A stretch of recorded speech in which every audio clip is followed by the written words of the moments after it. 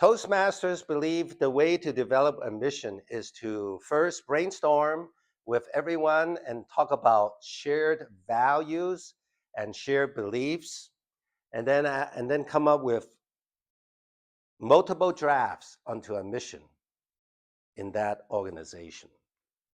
And it could be an organization of two, like me and my wife, or an organization of hundreds and thousands.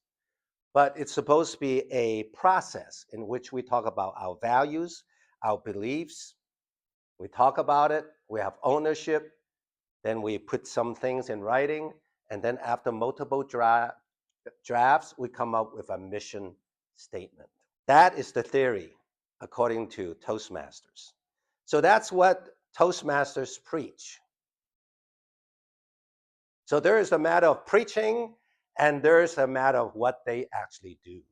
Here's an example. The Toastmasters Club mission, 14 and 15.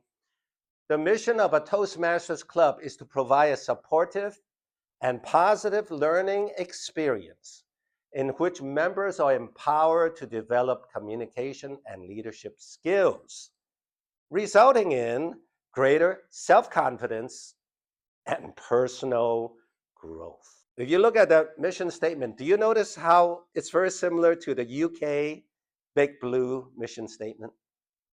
UK mission statement just go, they took away the mission of a Toastmasters Club is to, they just go, UK Big Blue Toastmasters provides a supportive and positive learning experience in which each member, so instead of which members, each member is empowered.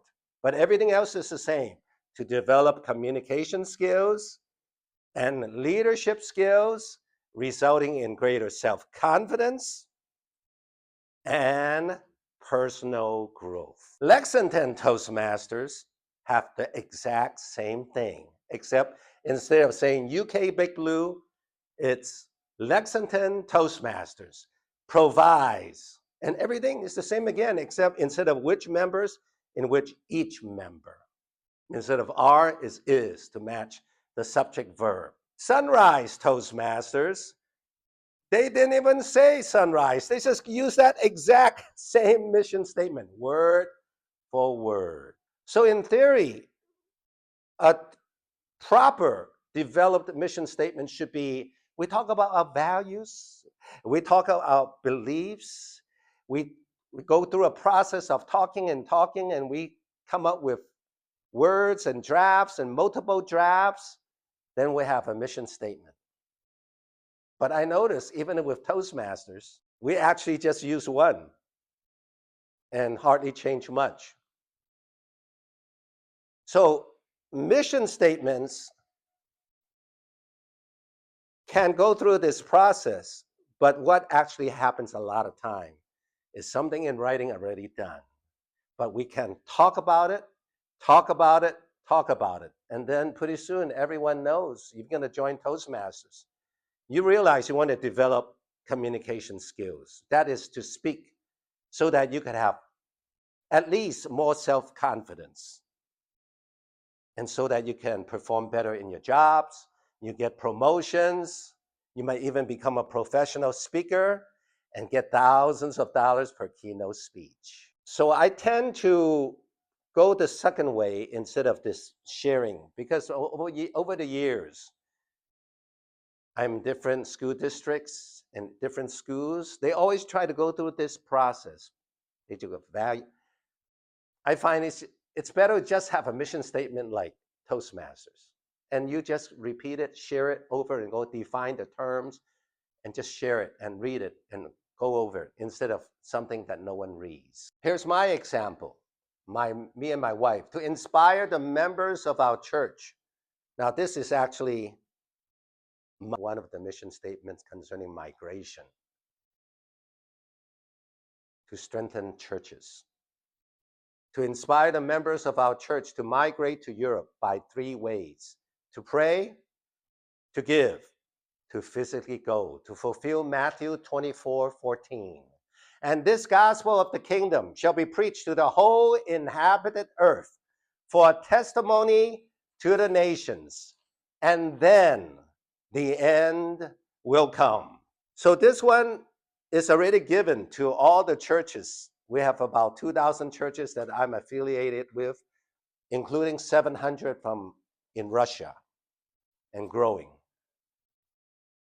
So the feeling, at least with my affiliation and our definition of interpretation of the Bible in Matthew 24:14, we believe that there will be a last revival in Europe. And because there will be a final revival before a man of lawlessness, a man that is so charismatic and so strong, tends to be a person of peace, making a peace pact 7 years with Israel.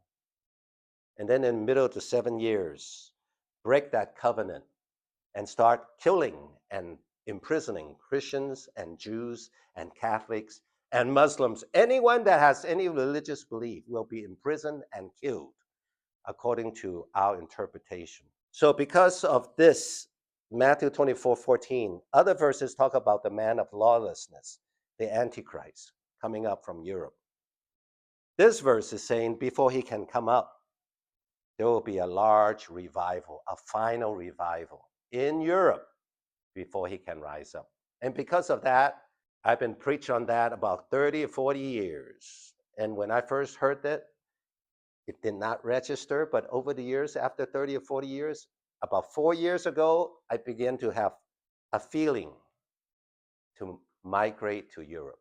Why I picked Malaga, Spain? Because it's the warmest winter in all of Europe. If you Malaga will stand out. Why I picked the warmest? Because we already migrated from California after my 26 years. I'm very happy there. I was making $120,000 as a teacher over there. I don't need to move. We're very happy. We're very, very happy, very comfortable. But because there was a call for 300 of us to migrate to Middle America, because there are 10 cities with churches who are weak. So we are one of the 300 and one of 30 that migrate to Lexington. And in 3 or 4 months, 5 years ago, we doubled the church. Right now it's thriving, it's over 70. So, but what I learned is that after 1 year, my wife cannot stand the cold winter, to the point where she'd feel like we need to move to Florida or something like that, because I want her to be able to survive. When I first talked to her, my darling, migrating to Lexington is great. It's our only time, and we did it for the Lord. Other times we would go in here and here. We got married, we got this. I got promoted to assistant principal, moved from Southern California, Northern California. Then we went to there because there was a good investment, and we bought a house there. Then we come back and here and there. I said, this is the first time we moved here, but it should not be our only time. I think we should also think about migrating to Europe, at least one more migration. She was ready to stone me to death 4 years ago, and I mean stone me to death. I kept talking to her. After 4 years, it's been this fifth year, I talked to her for 4 years. 3 months ago, she said, all right, let's go and visit Malaga, Spain. So it's from stoning to death to open, to soften up. I went there.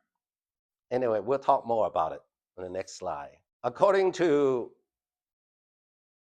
Toastmasters theory is that we need to communicate the mission statement, put it in writing, talk about the mission all the time, explain the benefits, be enthusiastic about the mission, describe how specific activities achieve the mission.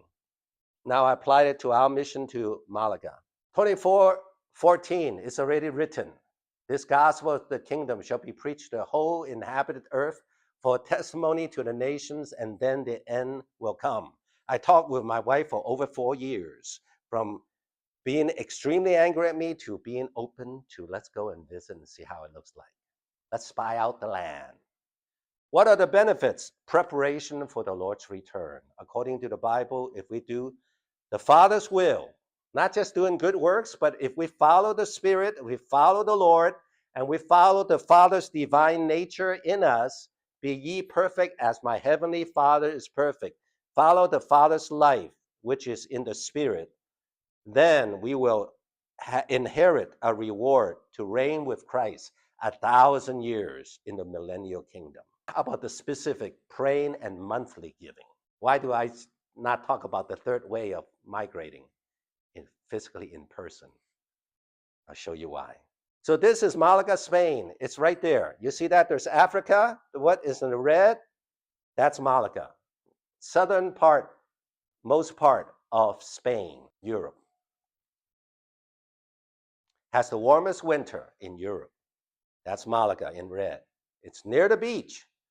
It has a lot of good things, but it has one or 2 points that is a no-go for us. If you look at this picture of Malaga, you see there's a big stadium, and you see a lot of those buildings. You think they are office buildings or they are high-rise apartments? Have a guess. Anyone want to guess? They are 100% apartments. This is the reason why me and my wife will stay in America, here in Lexington. And we will just pray, and we will just give, and give monthly. I won't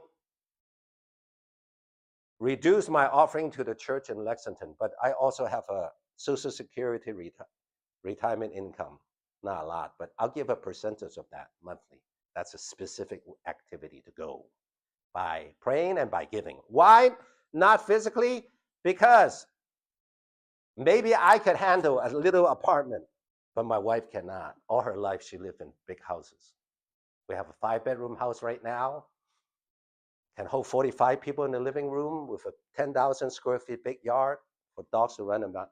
For her to be in a little shack that we visit 2 homes, one in the elder's home, elder and his wife's home, and one in the so-called well-to-do home. It just cannot do it. I could see it in my wife's face. Anyway, but not everything is bad. It's just because they're half the size of Lexington and they got 1 million people, they don't have 1 bedroom, they don't have family homes, but they have great food and very good prices in the supermarket. Because they're near the beach, they have all kinds of seafood. So there you have it. That's how you develop a mission statement. You use the second way. Have it speak it so much in writing, talk about it like me and my wife did for 4 years. Now you could have a mission statement where somebody understands and reads it. Back to you.